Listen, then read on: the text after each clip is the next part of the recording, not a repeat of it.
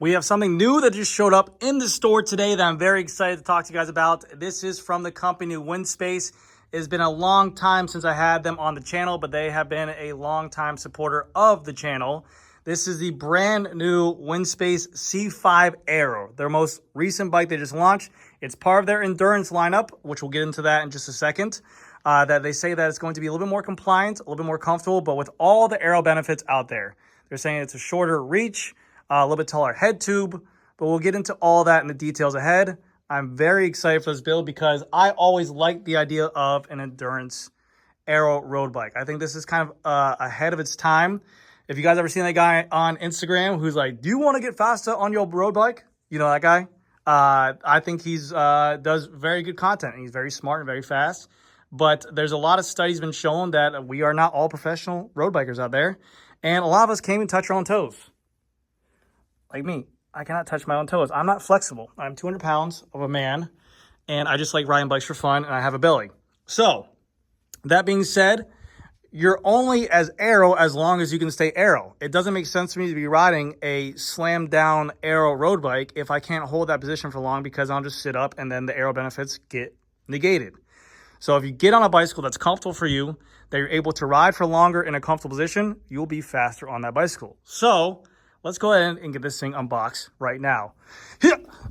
I have wheels here as well, but that'll be coming out in a different video, but they're going on this build. And I got to figure out what I'm putting on there for parts because I have to pay money for those parts and figure out stuff to go on here, but I'm very excited to get this stuff going. So let's go ahead and open this thing up. I believe it's the chameleon white color, and there should be parts box, handlebar and stem in here, one piece, frame,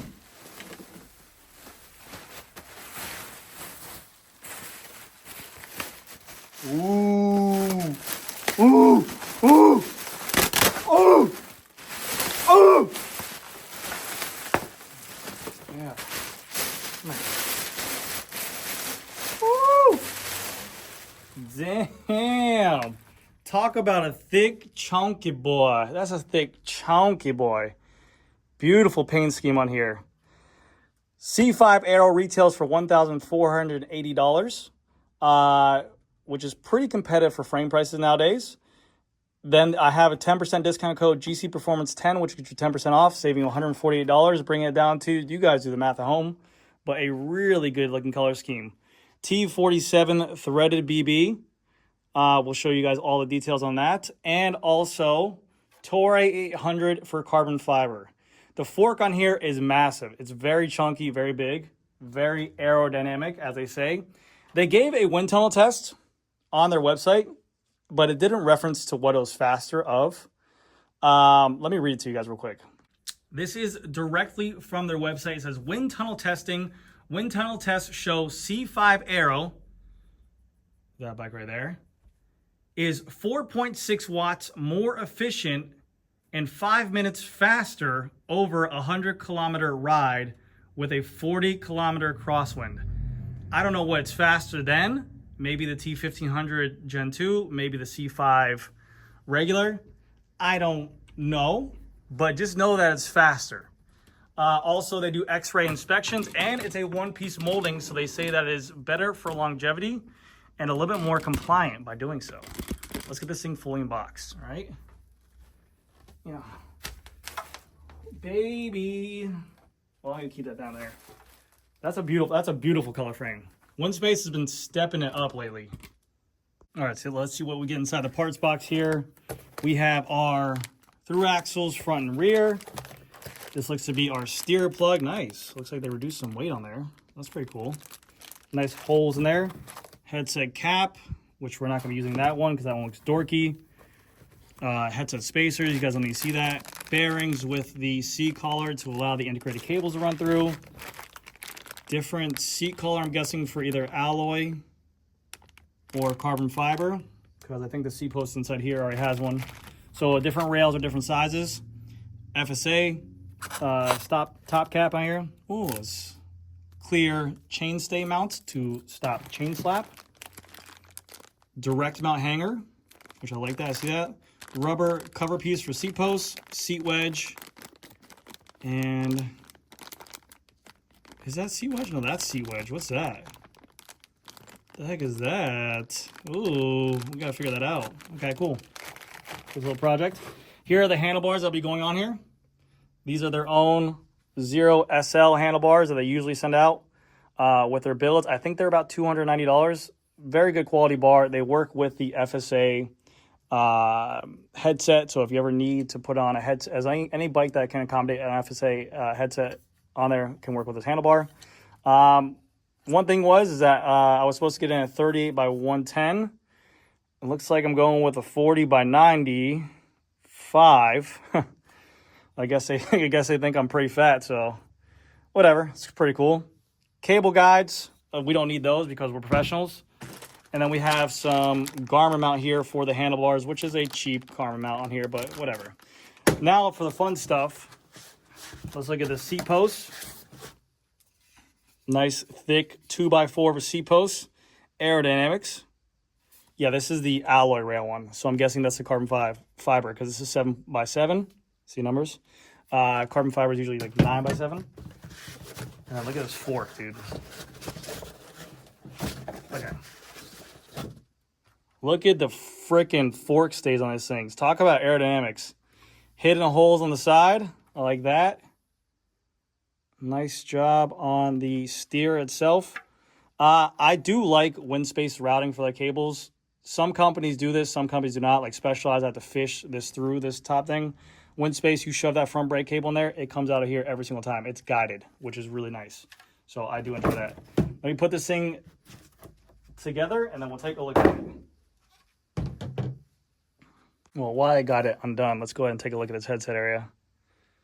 Smooth, no overspray paint. Looks like there shouldn't be an issue there. Same with the bottom on here.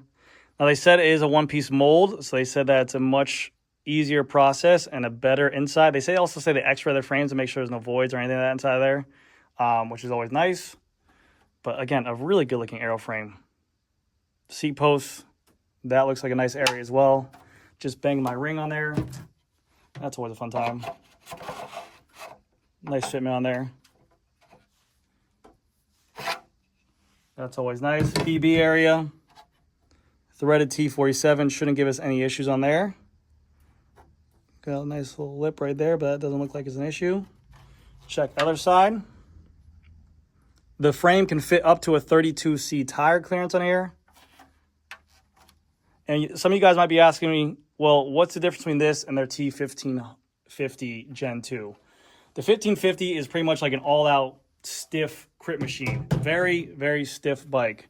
This is meant to be a little bit of a more all-arounder of their series. Their C5 series, the regular C5 and also the AERO C5s are really meant around compliance. The way they build it, the carbon fiber they use, it's meant to be a little bit more enduring. And also they call it in their endurance lineup. So it should be a little more comfortable. Now, an AERO bike paired with a wide seat post, massive fork, and thick tubes usually doesn't result in comfortable, but a lot of that comes from tires nowadays. And I'm running 75 PSI. I'm a believer. So we'll see how that goes. Let me go ahead and put this thing together, stand it up, and see what it looks like. All right. Well, first and foremost, if I'm going to put this stuff through here, let me just yank this out because I don't need those. And then I always regret it once I yank it out anyway. So, you know, it's fun. But as a mechanic, I can get through anything. Okay, boom, boom. Let's put our headset bearing on. Let's break out the spacers, the headset cap. Let's see what this thing looks like all done up. Okay, I got that. Let's go ahead and take a look. If you guys did not know as well, Winspace has a pro women's team in the Grand Tours. They raced in the Roubaix. They raced in the last year's Tour de France as well.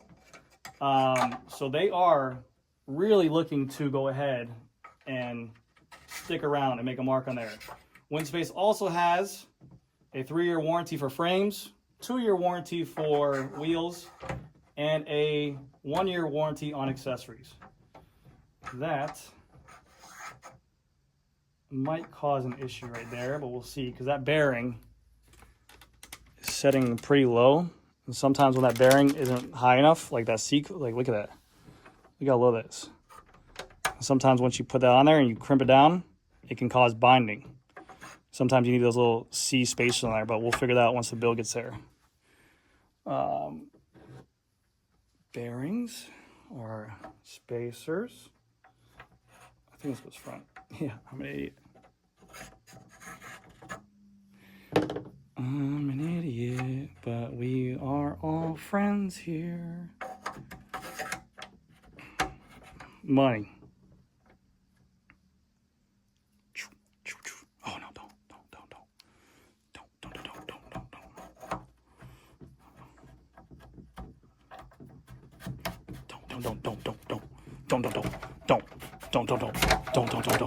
Don't.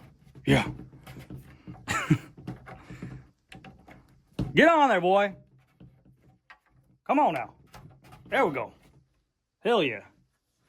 I'm going to play around with the geometry and stack, and that's what we're going to get into next once I get this thing up, so you guys can have something to look at while I talk about, because being claimed an endurance bike, I would assume that it would have a much taller head tube, much shorter reach. It does have a pretty short reach. It's like 20 mils shorter than my tarmac, and also I think the competitive T1550.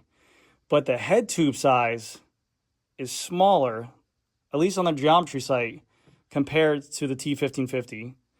The stack is also smaller. Now this is a 515 for a size large. That's how they measure it, is a 515. And the T1550 is a 520. So they're making the reach smaller, but we'll have to see how it plays out. Okay, well, we have to take off some of the damn spacers, because there's no way I'm rocking, that's 40. There's no way I'm rocking 40 spacers, dude. I mean, I know I just talked about being taller, but I'm pretty damn cool. Pause. All right, there. That's exactly how I got it set up right now. That's my seat height right there. Oh, crap. Okay, let me raise this thing up right quick. Be careful doing that at home, because you can extremely damage your seat post and leave scarring on there that you do not want. Damn, 12 newton meters for the seat post. Holy cow. That is a pretty strong seat post collar. Boom, baby. Okay.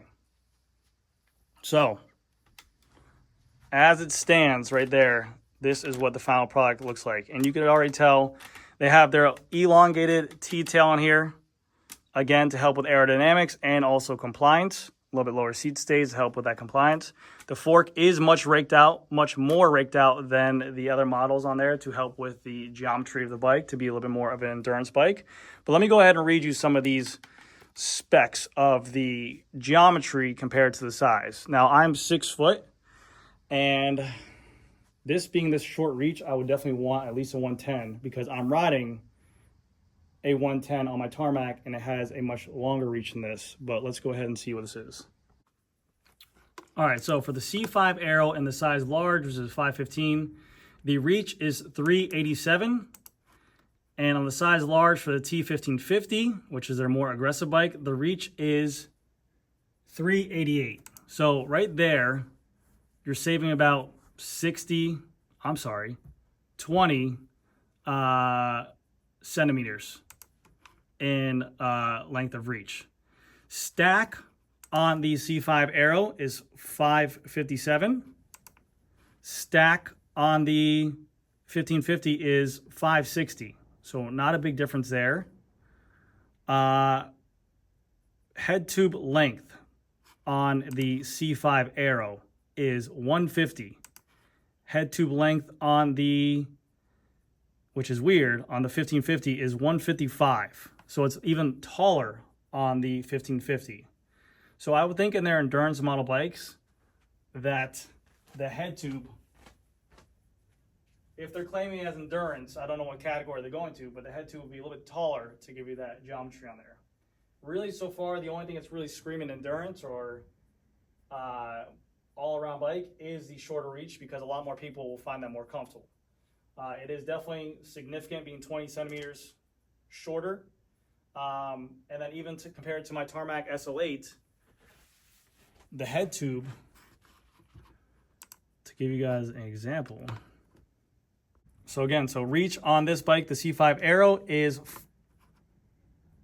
387. Reach on my Tarmac is 402. So again, I'm saving some, like I said, I probably want a little bit longer stem on here, but we're gonna have to run it as is. And then also the head tube length on my Tarmac is 157. And on the C5 AERO, it's 150. So my head tube on my Tarmac is much taller as well. So we're gonna have to go ahead and see what we're running there. I'm gonna keep it with the 2 spacers because I can go ahead and compensate with that shorter reach and that bar, but I'm gonna go ahead and see what this build's gonna be. Now, as for right now, I do not know what I'm building up with.